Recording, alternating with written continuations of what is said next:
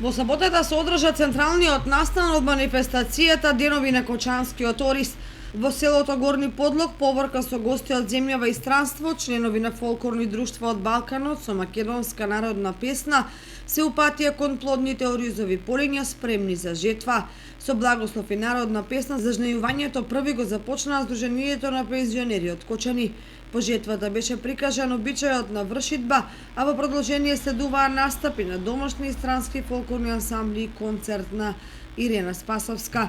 Традиционалното зажнејување и целодневната програма ја следеа и заменик министерот за земјоделство, шумарство и водостопанство Абдул Шукју Рабедини и државниот советник за рурален развој Трајан Димковски, а гостите ги поздрави градоначалникот Липче Папазов. Ново место и овој ден имаме можност да го чествуваме и да му се поклониме на оризопроизводителот, да се заблагодариме за придобивките кои ги имаме од долгогодишното производство на оризот и да се заложиме да го вратиме достоинството на земјоделецот оризопроизводител, да ја вратиме достоинствената цена на оризовата култура.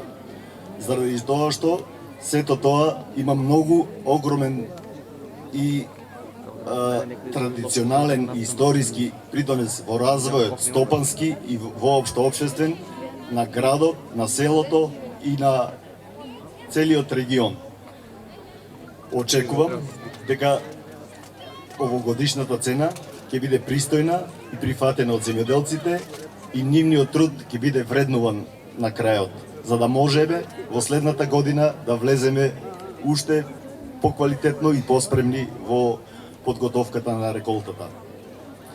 Во оваа прилика сакам да ги поздравам и да се заблагодарам на негувачите на културните вредности, на чуварите на традицијата, Сдруженијето на пензионерите од општина Кочани, кои дадоа огромен придонес во организацијата на оваа манифестација и во пренесувањето на традицијата и обичаите на новите генерации. Министерот за земјоделство, шумарство и водостопанство Абдул Шукју Рабедини на Деновите на Кочанскиот ориз истакна. Ние како Министерство за земјоделство, шумарство и водостопанство ги поддржуваме сите овие настани и манифестации со цел оризот производителите да ги презентираат своите производи и традицијата што го имаме ние. Ние како Министерство за земјоделство исто така со програмите што ги имаме и со националната програма ги поддржуваме оризопроизводителите и ќе продолжиме да ги поддржуваме и тоа се види дека дава резултати. Исто така ние како Министерство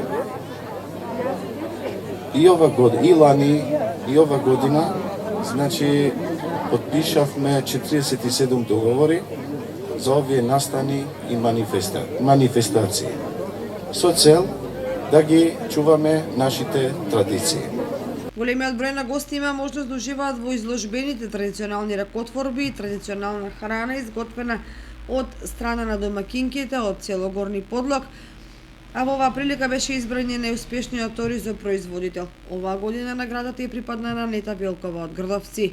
Во рамки на манифестацијата Денови на Кочанскиот ориз, програмата продолжи во градскиот парк, каде се одржа културно-забавна програма, на која настапија деца од 4 и 6 годишна возраст, од детската градинка Павлина Велјанова, ученици од основните и од средните училишта во Кочани, членови на студиото за модерни танци Урбан Кру, немладите состави од фолклорниот ансамбл Мугри и културното уметничко друштво Руен, како и интерпретатори од фестивалот на детска песна Музички бранови, на авторите ученици и на нивните ментори и учесници на литературниот и ликовниот конкурс на тема Рака Ориз, грст насневки, им беа доделени награди и признанија.